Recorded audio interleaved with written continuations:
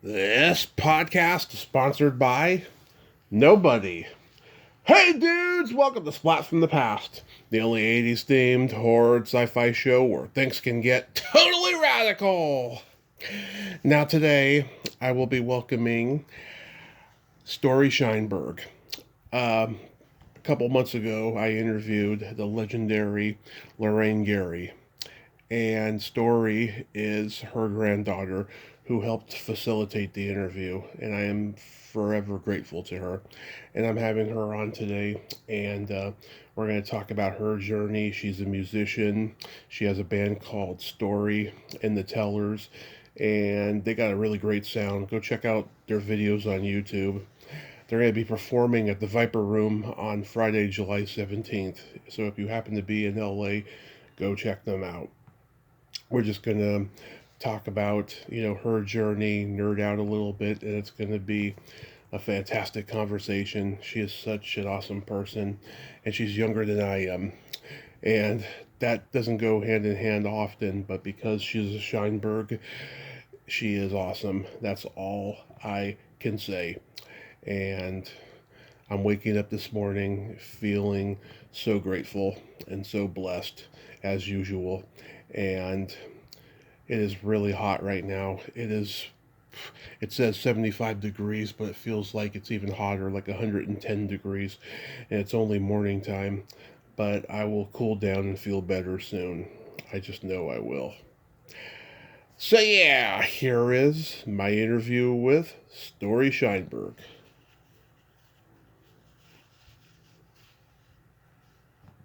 Hey, Johnny. Hey, Storey, welcome to the show. How are you today? Thanks very much. I'm doing very well. How are you doing? I am fantastic. I am so grateful for you connecting me with your grandmother months ago, and I thank you so much for coming on today. Most definitely. Thank you so much. That was a wonderful interview with my grandmother. I know she really enjoyed it, and I Oh, appreciate the time and interest. oh, thank you, thank you. So, going back in time, are you John and Susan's a child? No, I am Shoshana and Bill's child. Oh, okay, okay. So Susan, I had her on here on Halloween of 2024. So you are the niece of Boof Marconi from Teen Wolf. That is correct. Yes. So growing up, Scheinberg, did you spend a lot of time at Universal Studios and the theme park and all of that? I sure did. And not only did I spend a lot of time at the theme park in Hollywood, but I also felt like the theme park spent a lot of time in our lives at home at my grandparents' house, where I spent honestly kind of a huge majority of my time. Universal was innovated and interwoven into my upbringing, my history, my present day life, and it's been a huge part of my world. And it's a constant, I love constantly being reminded of my family, and this is one of the ways that I'm constantly reminded out in the world. Special, for sure. Yeah, I went to Universal 10 years ago, and I went to Simpsons Land, and I'm a huge Simpsons fan, and oh my God, I had a blast. I was like, who needs Disneylands? Because Simpsons Land is where it's at. Right? Oh my gosh, totally. I love the Simpsons ride. I think it's where the old Back to the Future ride Yes, was. actually it is. Yeah. Yeah. And it was a lot of fun. Yeah, I'd love to be in there. You're very close with your grandma, and the fact that she was in huge movies like Jaws, I'm sure when you were little, you two would be out in public and people would stop her for autographs. That's true. It actually still happens today, which is pretty incredible. Occasionally, somebody will come up to us and totally recognize her. And I mean, my grandmother and I are legitimately best friends. We're kind of soulmate Mm-hmm. partners in life. And yeah, I mean, she's 89. She's turning. Today's my father's birthday, Bill Scheinberg's birthday, June 16th. So Mm-hmm. we're going to celebrate him in 2 months to the day. It's my grandmother's 90th birthday, August 16th, and we still get tons of fan mail from quite literally all over the globe. Wow. And she's turning 90, and so 50 years since Jaws, 51 years now, I guess. But yeah, it's pretty incredible. Yeah, that is just a gift, is what it is. A real gift. That's Sure is. it's just amazing. How did you get the name Storey? So my other grandmother put it on my mom's baby naming board and suggested the name. There's been lots of lore that it has English heritage, that there's a river in London and a Storey coat of arms, and there is a Storey Road or Storey Gate, Regal Gate in London. There's all this English kind of lore around my name, but the reality is, I think my grandmother had suggested it to my mom, and because her son, my uncle, had a friend growing up who had a little charming sister named Storey, and my grandmother, June, thought that it was just an enchanting name, and my mom went with it. I love that. It's very original. Thank you so much. Yeah, it definitely has added a whole other dimension of culture to my life just by having this as my birth certificate name. Yeah, that's awesome. So, I love that you have a band called Storey The Tellers. I've been watching old videos of you playing. What age did you start gravitating toward music? Well, that's a great question. I gravitated towards music right away, kind of at 4 years old. I was already banging the piano. When I was 11, I found a guitar under my parents' bed, and it was my dad, Bill Sheinberg's acoustic guitar, and I was playing hide-and-go-seek with my little brother, Graydon, and I lost the game pretty quickly the moment I was going to hide under the bed because I found what looked like a treasure chest, and it had these really cool metal latches on it, and I loved the sound of opening the latches of the acoustic guitar case, and I pulled it out from under the bed, lost the game of hide-and-go-seek because I was so enamored by what I was about to find in this treasure chest guitar case. And at that moment, everything changed for me. I mean, literally my whole world spun around me, and I'm 35 now, and so literally all these years later, never lost any semblance of appreciation or love for guitar. Yeah, who were your guitar influences? Bruce Springsteen is my number one influence. He's my absolute hero, particularly early Bruce Springsteen in the E Street Band. Yeah. And then just as like an overall songwriter, performer, and individual, he's my number one. And then beyond Bruce, I would say Led Zeppelin. Jimmy Page, the guitarist of Led Zeppelin, is my favorite guitar player alongside Stevie Ray Vaughan. Those are my two favorite guitar players of all time. Stevie Ray Vaughan and Jimmy Page are my two favorite guitarists. My dad went to high school with Bruce Springsteen's sister, Pamela, and... Oh, that's awesome. We love Pam. We're family friends. Yeah, and my dad was a musician in his younger years. He had a band called T&A, Tommy and two guys named Alan, and they used to rehearse in the garage until my grandmother got pissed off and they had to go rent a space. And I got to go to this one gig that they did one time at the American Legion, and it was amazing. I mean, my dad tried to teach me how to play guitar when I was a kid, but my fingers are too fat. It happens. That's fun. Yep. Wow, that's so cool. What a great story. Yeah. So, like, when I listen to the music that you play, it sounds like you're into, like, the Red Hot Chili Peppers and alternative rock.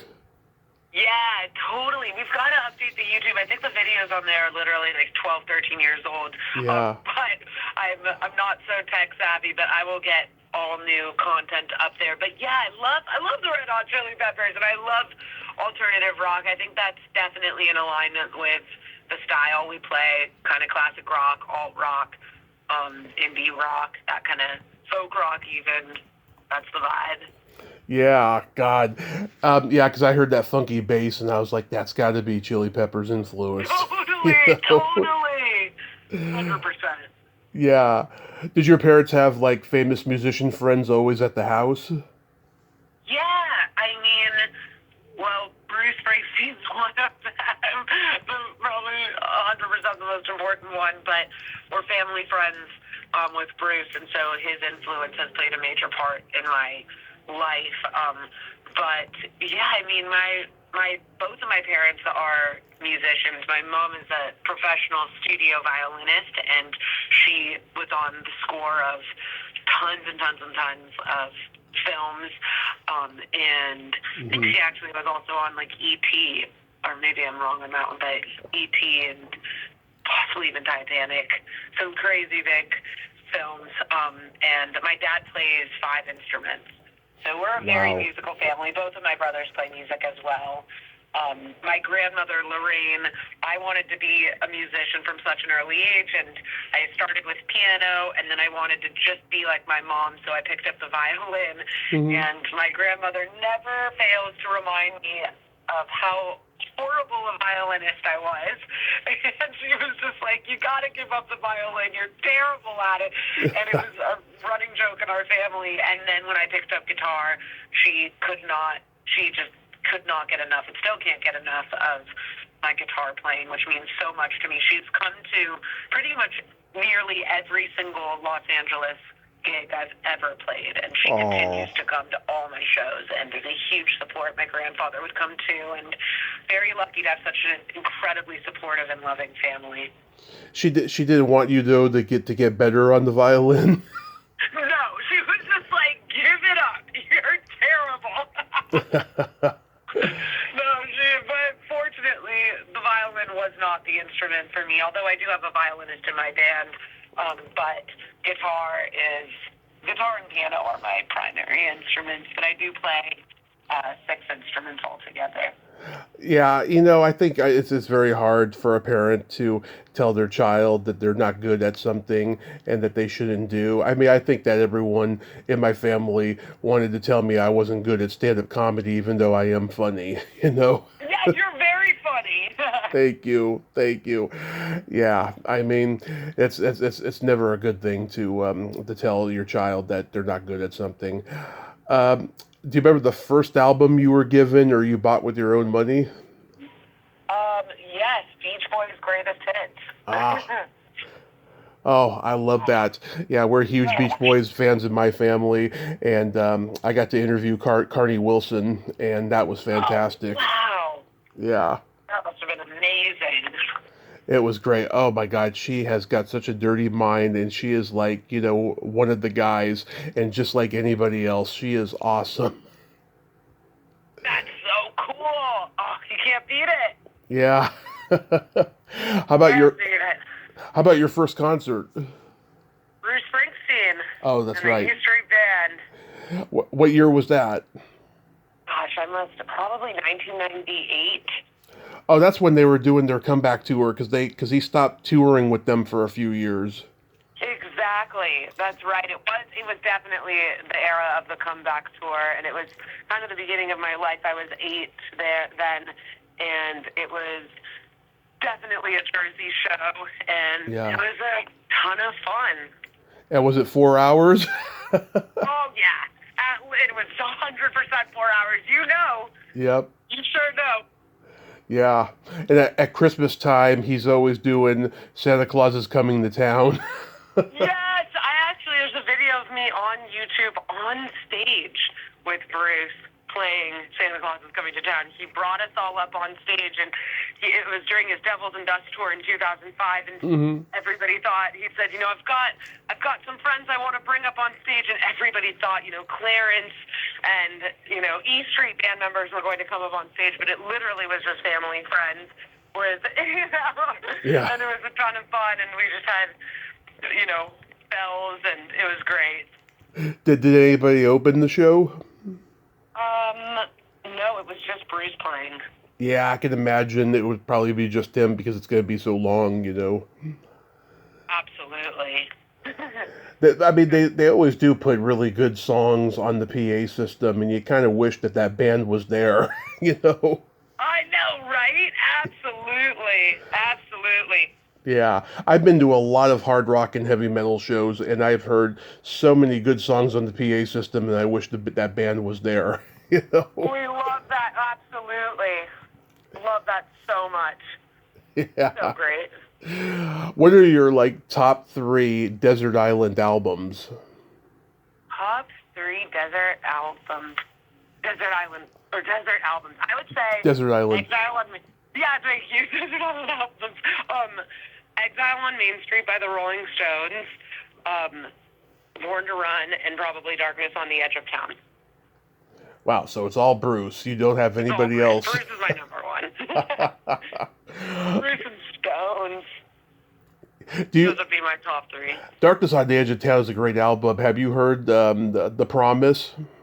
Oh, it's like arguably one of the greatest songs of all time, in my humble opinion. Not many people know that song. I love that you know it.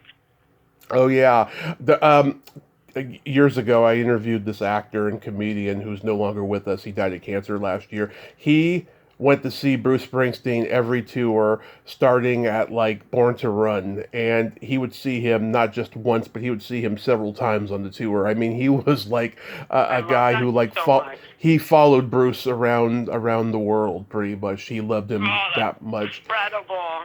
And like he was really impressed by my knowledge of Bruce, and like I told him, you know, one of my favorite songs from Bruce was Pink Cadillac. Such a good one. Yeah, it's like a real like I don't know if 50s rockabilly is what it is, but it does have like a 50s crushed leather seats.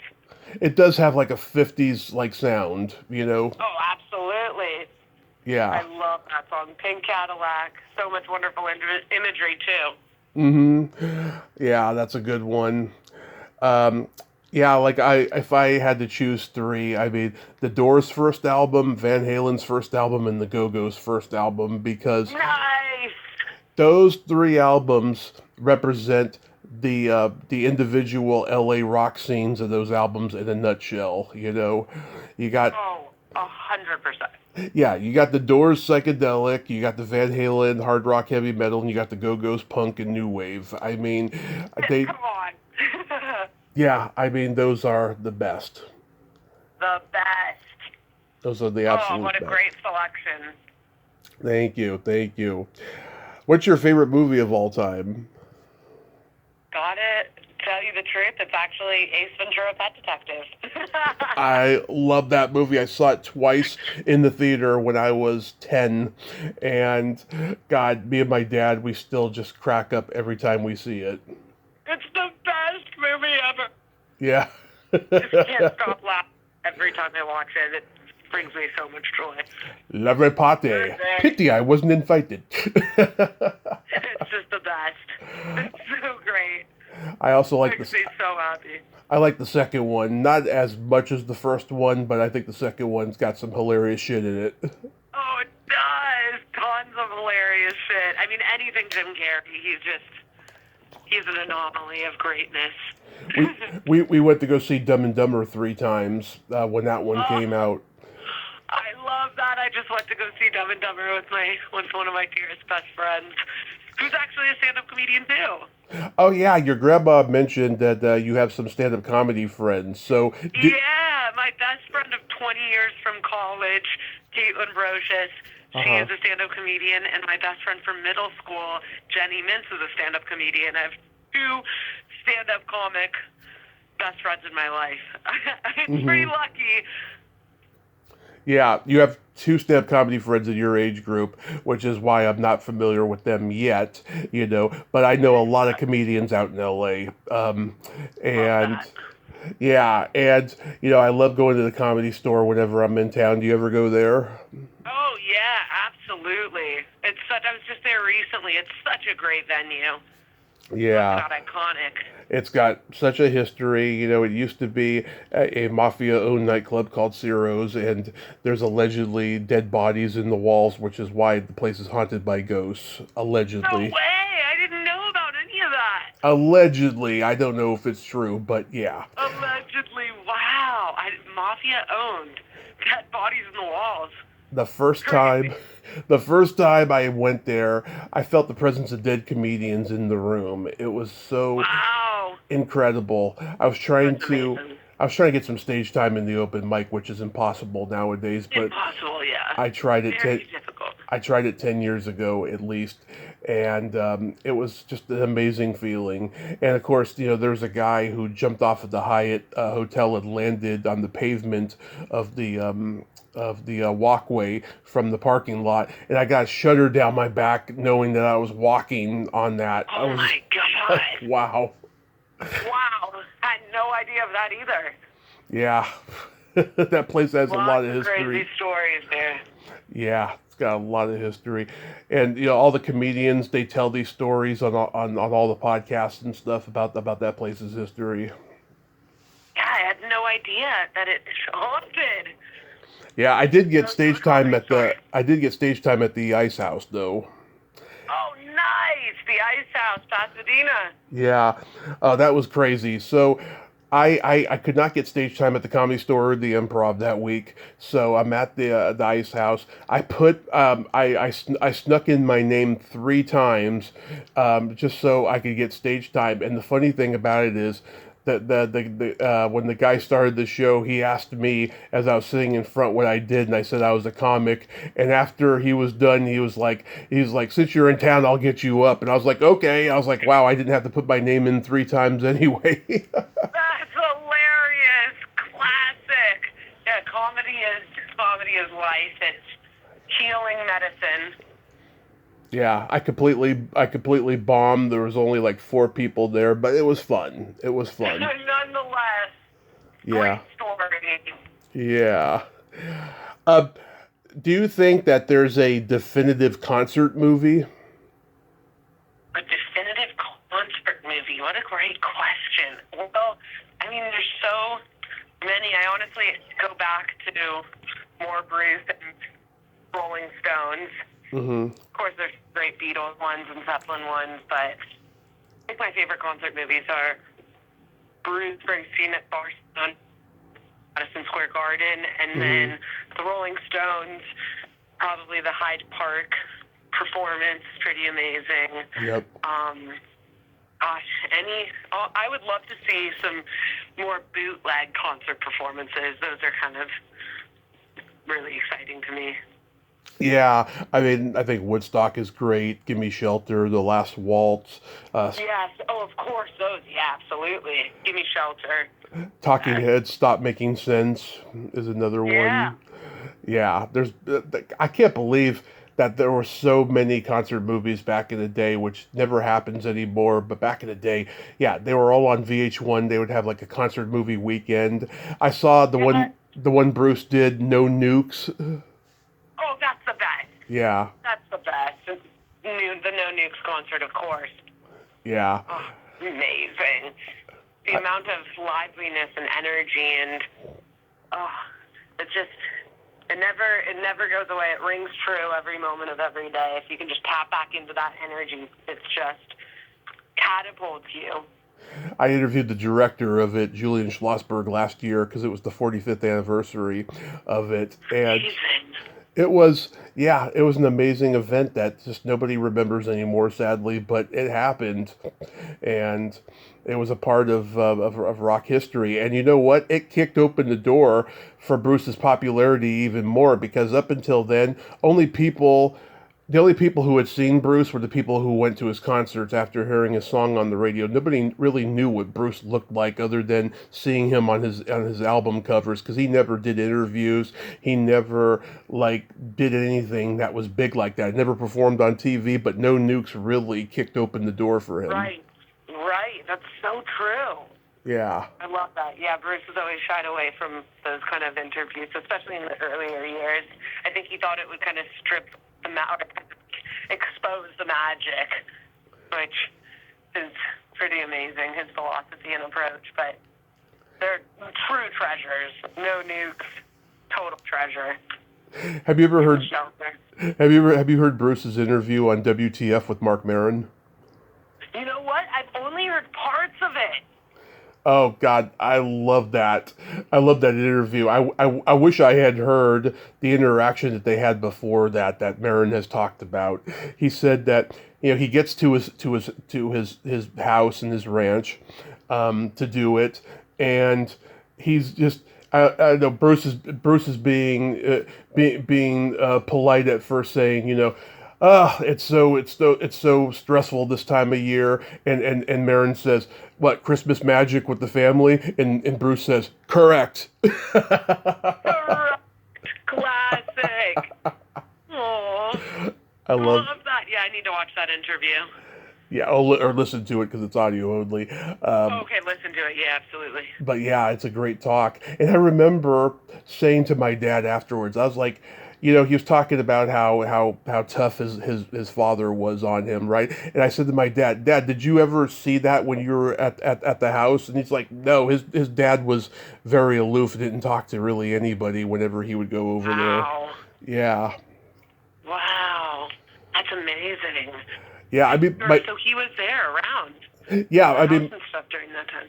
Yeah, I mean, he didn't. He got to meet Bruce one time. He came over for dinner, and Bruce was there, and Born to Run had just gone gold, and the gold record, Wow. the gold record was hanging up on the wall. That's the only time he got to meet him. Cool. Yeah. Born to Run came out on my birthday, 15 years to the day before I was born, which is pretty cool. That's destiny. That's what it is. That's destiny. I was born on June 6th. Really? I was born the day before Prince. 25 years later and stuff. And I'm a huge Prince fan. And I'm also a huge Dean Martin fan. Dean Martin was also born on June 7th. So, yeah. Wow. It's only fate that I love those. To you. Yeah, last week was my birthday.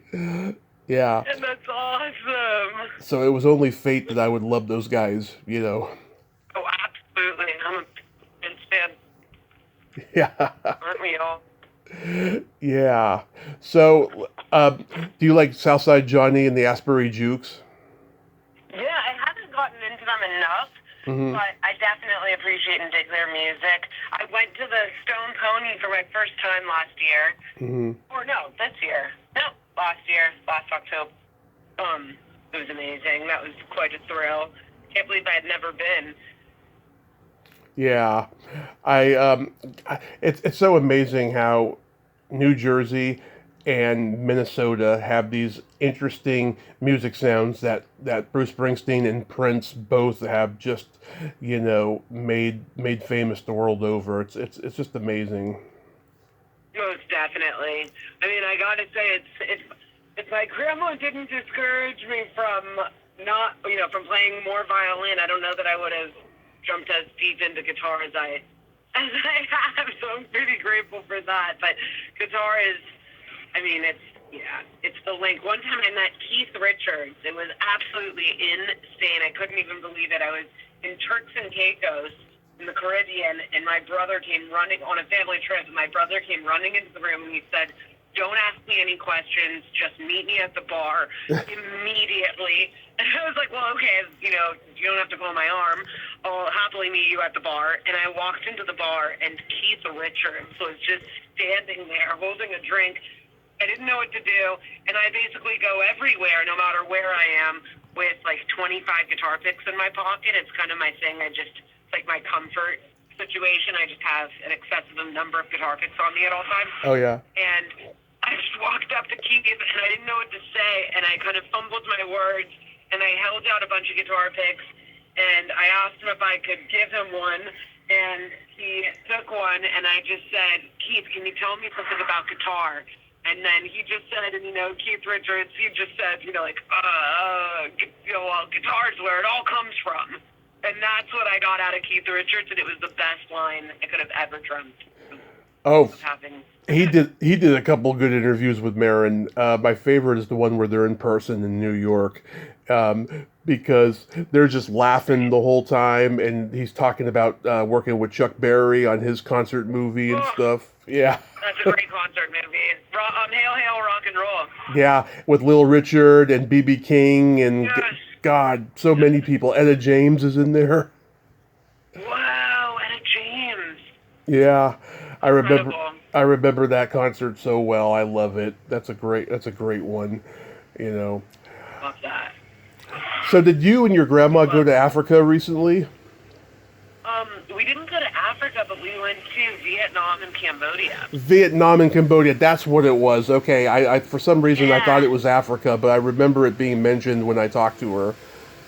Yeah, she loves Africa, though. That's her favorite continent. She loves Africa.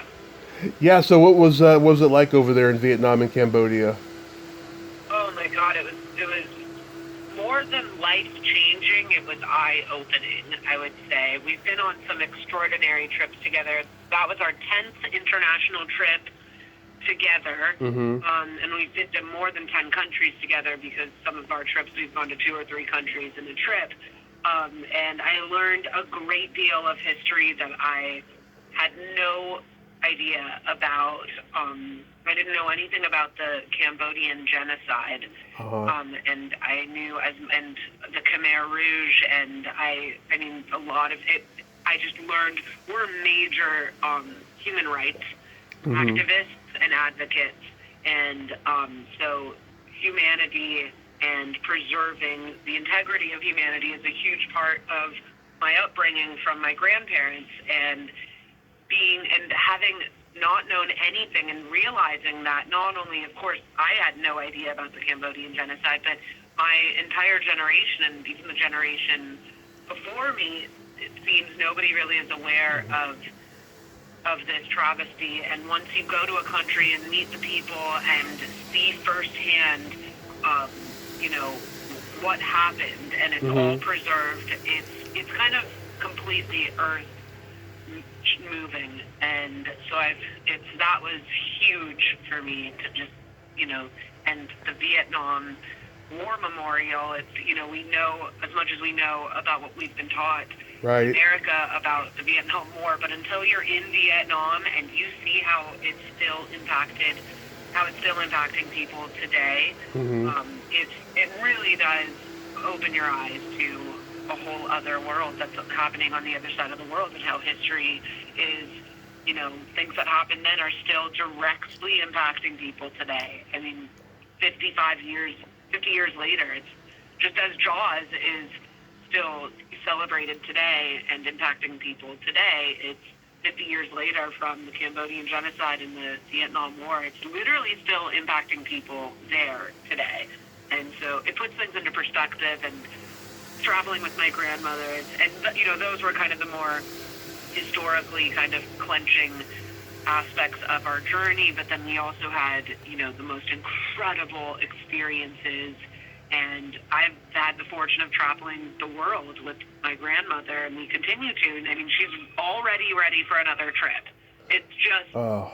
we just got back less than 2 months ago, and she just wants to travel. And I'm the girl for that, and I'm, the grand girl for that. And we're very compatible travel partners, and she gives me the opportunity to be able to travel and learn, and I soak it up, and we soak up each other's love and company and experience together, and I give her, the safety and security to be able to safely travel. So it's a beautiful dialectic dynamic that we have together, and we're deep rooted heart, soul, love companions forever. And yeah, since the moment I was born, she said there was something different about me. No slant to my other cousins, but I think grandkid wise, she and I are extremely close from day one. Yeah, that's so beautiful. Yeah, I mean, if she's got the stamina at 90 to go doing all those trips, then do it, you know? Yeah, right? I mean, turning 90 years old, and I have to tell her when the time comes that, she's, God willing, in a wheelchair, and, 10 plus years from now, we'll just keep doing it, and I'll just push her and carry her, and she doesn't need to walk, like, at that point, like, she'll just see, and, she'll be the first to tell you she'll eat, and, Yeah. we have no intention of slowing down or stopping, and I look forward to many, many, many, many, many more incredible trips with my grandmother. It's been a huge part of my life. We started traveling together in 2010 when I was 19. And here we are. I'm 35 and we're going strong. Yeah. Amazing. That is amazing. Yeah, how was the food over there? It was awesome. As of the last 2-ish years or so, probably more than 2 years now, have really kind of re-centered my approach and focus on nutrition and food and healthy eating and clean eating. And I really appreciate how in other parts of the world you don't need to, be constantly questioning if there are, GMOs or if things are conventionally grown and not organic. Everything is just so organic and fresh. There's no distinction between food is food over there. And in America, food is processed here, and you have to really sift to find, locally grown and harvested food. And out there, it's just, I really appreciated how, the integrity of keeping food as food and nose to tail eating. They eat, every part of the animal. And I actually eat some very non-typical foods for us, but I tried. I just had to do it out of cultural respect. But I ate a whole-bodied tarantula, and that was quite an experience. And crickets that were the size of large cockroaches. They looked more like a large cockroach than a cricket, but they call it crickets. And yeah, it was pretty wild. I did some experimental eating out there, and I tried a shot of bird saliva. So there we go. I mean, I was just like, how many times do you come to Cambodia and Vietnam? Let's, appreciate what the amazing things out here. So it was pretty interesting. Food was interesting. Yeah, you didn't have to bring your own supplies. Yeah, pretty much. Pretty much. If you want to be more comfortable, I'm totally fine with experimental eating, but probably more fine with it than I should be. But I'm a very adventurous spirit, and I'm not like most girls, and honestly, I'm not like most guys either. So yeah. I jumped right in, and I want to live life to the fullest extent and experience, as Maya Angelou said, every good thing. So you got to try, as one of my dear friends says. She always says she'll try everything at least 3 times. So a good line. Lots of fun. Yeah, because like Charlton Heston would bring peanut butter to every foreign country he went to because he loved peanut butter so much. You couldn't get it. You couldn't get it out of the States apparently back in those days. Oh no! What did he do? He would just bring it. He would just bring several jars of peanut butter to overseas, Europe, wherever he went. I love that. That's so great. Yeah, I'm big on cashews right now, and Vietnam is Cambodia is like the cashew. They call it the king of the cashews, the cashew kind of capital of the world. So that was pretty cool. Vietnam's the biggest distributor of cashews. Yeah. But I brought some back. But you have been to Africa? I have not been to Africa. I'm dying to go to Africa. Nanny, my grandmother, Loraine, really wants to go back, and we're trying to figure out the safest way to go back, ensuring that there's adequate medical care nearby and accessibility to get to medical care if we should need it is really important. So we really want to go to Africa together. It was life-changing for her, and so experience that together, but we're thinking about other places before Africa, but we'll see it. We'll see how we can make it happen. I'm sure we will. Yeah, that's so awesome. I would love to go to Africa because I used to watch this movie with my grandmother called The Gods Must Be Crazy. And oh, wow. That movie was shot in Botswana, and just the way it looked back then, it just it just seemed so amazing. But the thing is, I'm afraid of rattlesnakes, and I'm afraid of catching like a Lyme disease plague or something like that. That Yeah. would be like the only. Eric, here. That would be the only thing that would keep me from going, you know. But who knows? You know, Certainly. if it's destiny, it's destiny. We'll see. Most definitely. Most definitely. That's exciting. Yeah. Prospects out there. I wanted to mention earlier, I forgot that my favorite movie of all time is Back to the Future.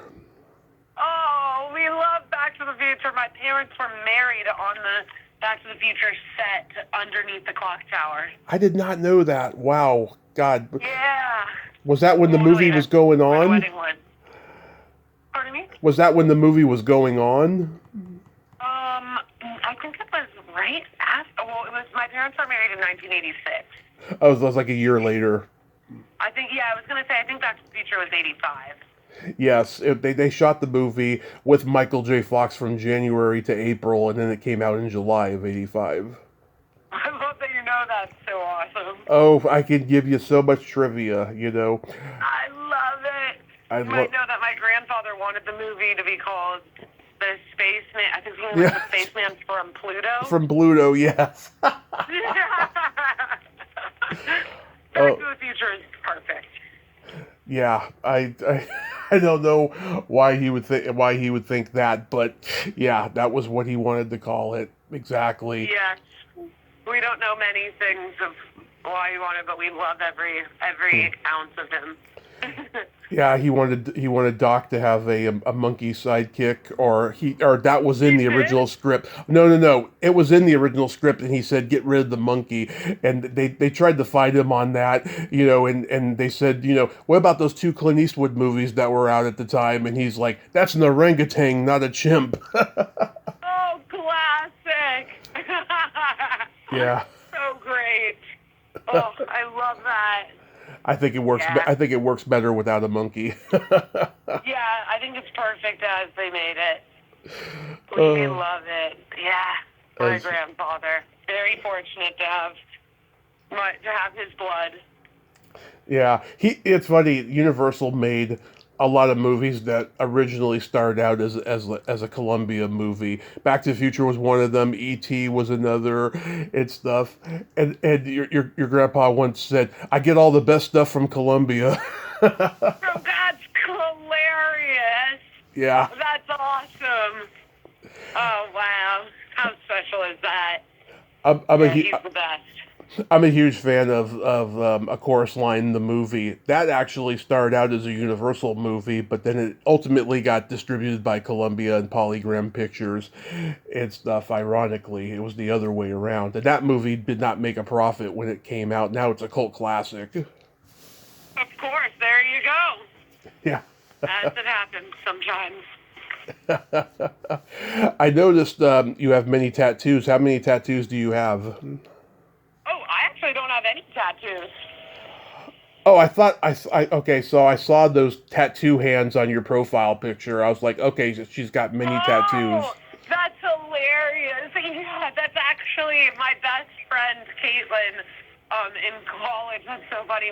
That's my hand and her hand on top of each other, and they're lyrics to a song in college that we loved, and she's an artist, and she took a Sharpie and drew those on both of our hands, and we took a photo, and she made my Instagram page with my other best friend, Alexa, in college, and we needed a profile picture, and Caitlin had just done that, so it's like, let's put our hands as and I never changed it.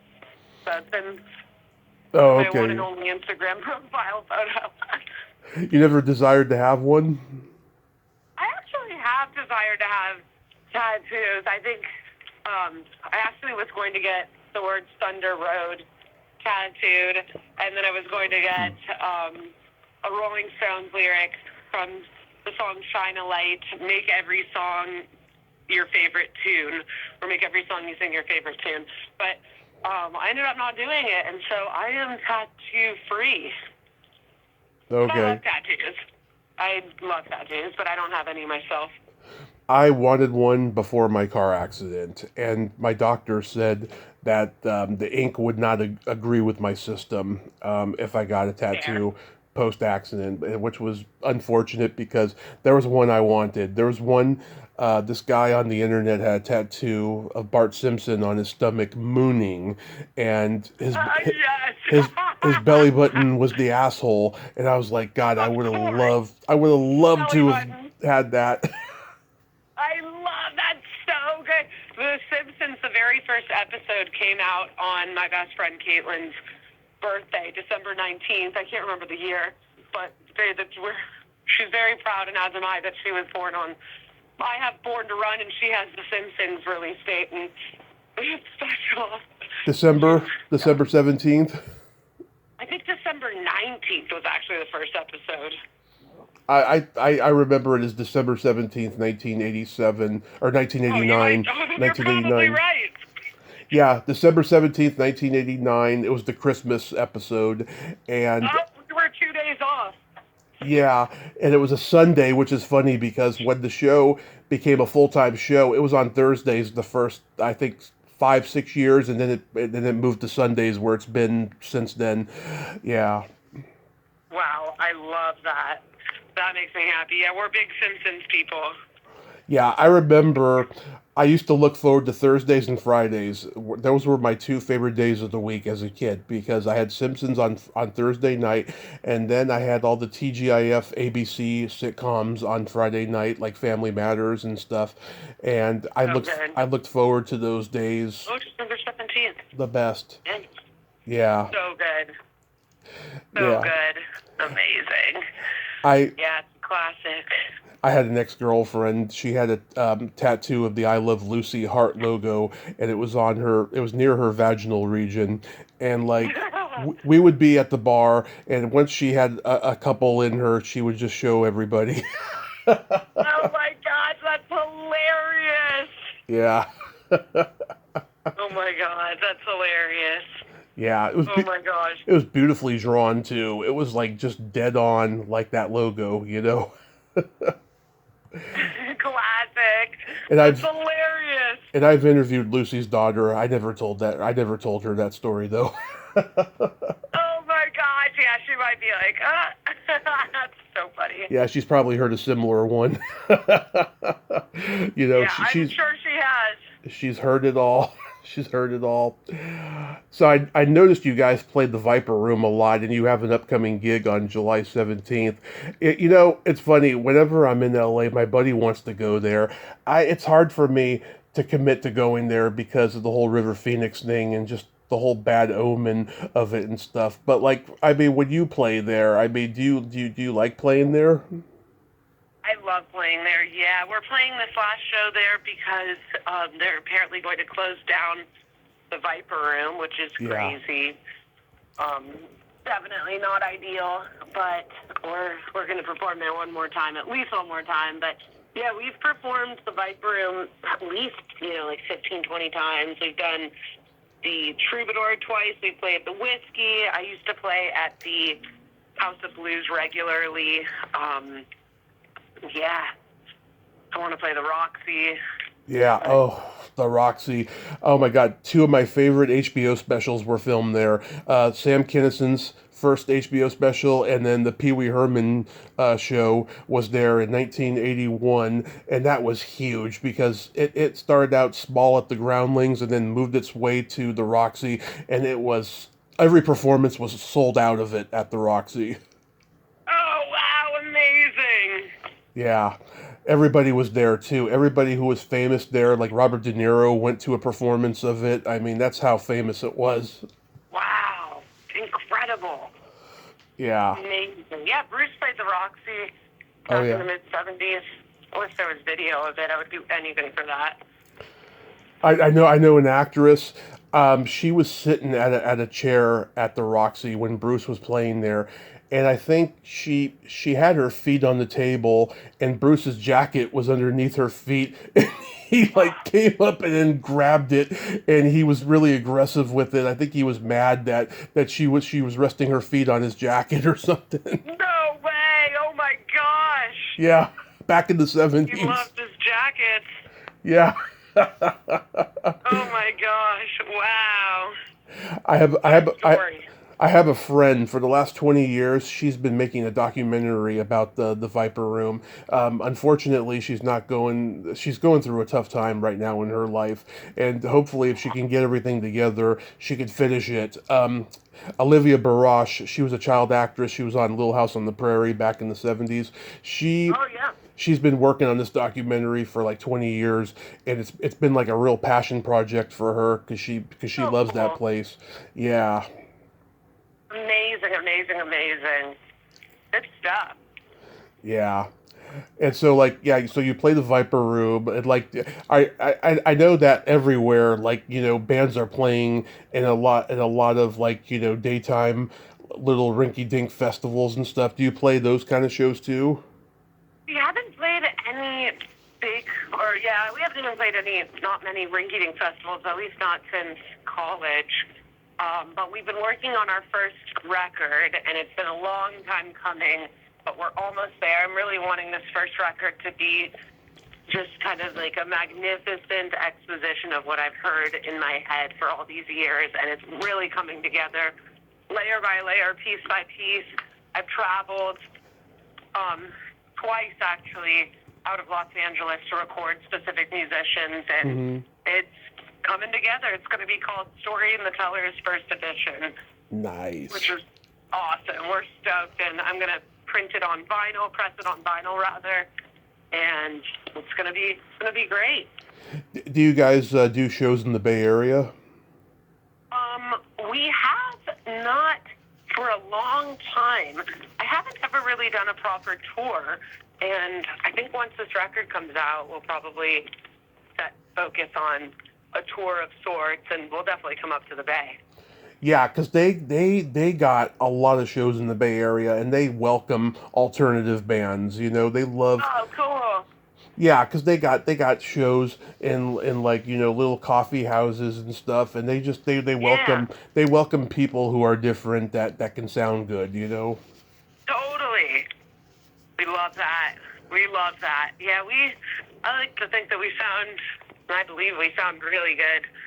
We put in a lot of hard work, and the inspiration comes from Bruce and the energy, and it's a very dynamic show, I'd say.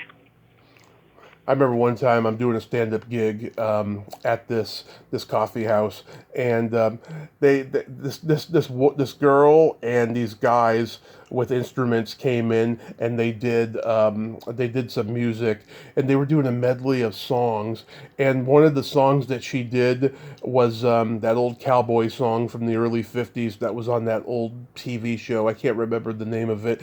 The song is. I'm a cowboy who's never seen a cow, can't rope a steer because I don't know how. And I was just laughing so hard at that because because I never expected to hear that one in the medley that they were doing. That's hilarious. That's so good. Yeah. So good. Oh my gosh. Classic. Hilarious. Yep. So real quick, we got to play my secret silly game. This is a series of silly slumber party questions. It's no win or lose, just pure fun. And how the game works, Story, is I ask you the question, you answer it, then you ask me that exact same question, and I answer it. And feel free to comment on the answers because they might be funny. I love that. Sounds good. Okay. Story, are you ticklish? I am very ticklish. Tommy, are you ticklish? I'm very ticklish, but if you tickle me without warning, I might hit you in the groin. Good thing I know Krav Maga. Is your belly button an innie or an outie? It is an innie. Tommy, is your belly button an innie or an outie? It is also an innie. It's very deep. I call it the bottomless pit. That's great. Yeah. What color are your toenails painted? Right now, pink. How about you, Tommy? What color are your toenails painted? They are fire engine red. Yes, we love that. I started painting my toenails when I was 13. Oh my gosh, have you been doing it ever since? Yeah, I mean, there were a few years when I wasn't doing it, but yeah, um, That's awesome. I love that. yeah, especially after when I was in the hospital and afterwards and stuff. I had my leg broken 7 places. I was resting my feet during that period, and then once I was recovered, I started doing it again. Nice. That's awesome. I'm glad you're okay, by the way. Thank you, thank you. Yeah, it's been a wild ride. Um, Totally. what would you say is your best personality trait? Oh, best person. I'd probably say my warm heart Hmm. and adventurous spirit.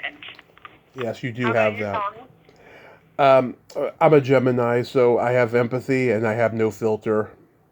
That's so good. Yeah. That's so good. What is your That's certainly how it is. What is your guilty pleasure? Ooh, my guilty pleasure. Let's see, Bruce. Bruce, yes. I knew you were going to say that actually. You knew that one was coming. It's nothing to be embarrassed about though. No, I'm proud of it. Fortunately, not so guilty feeling. How about you? Eating pizza and watching a raunchy sex comedy movie, and I'll go back to Universal with Animal House. I love that. That's so good. What's your favorite pizza? I'm a simple guy. I like pepperoni and I like mushroom and sausage and Nice. just a plain cheese one. Depending on where you get that one from, because Right on. some cheese you can tell it's the fake kind. It's not the real kind. Yeah, totally. I'm half Italian. I'm Like, like we're pizza snobs in my family. I mean, we in general we've never met a pizza we didn't like, but we also are purists of like the cheese. oh, I love that. Love that. Good old margarita pizza. Margarita pizza. I never heard Oh, that. so good. I, I, Oh, I haven't drank in 11 years. I don't even want to go near that. oh yeah, there you go. That's good. That's good. If you could have anything named after you, what would it be? Probably a guitar. Yeah, the How about story, you? the story guitar, the story 500 or something. Um, Story 500. Totally. That's great. I'd like to have a vibrator named after me. Oh my God. Same. Yes. I, Same. I, Yeah, we women love those things. yeah, I'd call it the Tommy Chatsy. Yes, that's so good. And Funny guy, funny guy. thank you. And then my favorite question is there a stinky smell that just makes you gag? Ooh, a stinky smell that just makes me gag. Yeah, I hate BO. Of course. Naturally, I really can't hang. It's rough. Yeah. Very rough. How about you? Either farts or feet. Shorts or feet? Yeah, both are. The Both classics. are. Yeah. Between those three, we got them all covered. All the stinky smells covered. Yeah. Oh, Totally. I forgot to ask. Do you guys record your music? Yeah, we're working on our first record, and we record a lot of our shows too. Hmm. And we are going to, once we finish this first record, Storey The Tellers first edition, we're going to start working on our second album. And the goal for me is to just write a lot of music with my band and record a lot of music and get it all pressed on vinyl so that one day I have a catalog of vinyl of Storey The Tellers albums that I'm really proud of.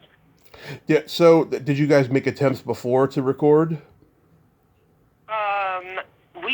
We have recorded in the past too, but we haven't Hmm. done a formal album. I haven't wanted to release anything officially Yeah. as an official release until it was right. And Right. it's taken me a long time to get the confidence and build it up to feel that I'm properly representing my creative process and Yeah. the music in a way that feels resonant and right. But I'm now officially here, and it's coming together, and it's been a long time coming, but I'm cannot wait to be able to take a record and throw it on the record player and, drop the needle and let it ring out. Yeah, I'm like that. On, a digital device too. Just to hear it back is going to be such a thrill. Yeah, I'm like that too as an artist. Like I don't want anything to be half-assed. I want everything to be well-tuned and well-crafted before I release anything. I totally get that. Totally. Well, Storey, I hope you have a great birthday celebration with your dad today, and I thank you so much for coming on. This has been amazing. Thank you so much. I so appreciate it too. I've had the best time, Tommy. Thank you so much. It's been a pleasure and an honor to be on your podcast and to be interviewed by you. And thank you again for everything. And I'll tell my dad happy birthday from you. Absolutely. And tell your Aunt Susan I said hi, and your grandma. I will. Yes. And next time I'm in LA, I'll come check you guys out. If you got a gig, I'll hit you up. Hell yeah, please do. Sure will. Okay. Amazing. We'll be in touch. Thanks, Tommy. Okay. Bye-bye. Talk soon. Bye-bye. Well, there you have it. Storey Sheinberg. Isn't she amazing? Oh my God, that was a great talk. And early in the morning too. I do my best interviews, midday, but hey, that was great. I mean, she was fun. Go check out her music at the Viper Room, July 17th in LA. That was an amazing talk. I enjoyed it so much. Well, until next time, this is Tommy Throwback Kovac saying, there's no shame in living in the past because the present sucks. Later, dudes.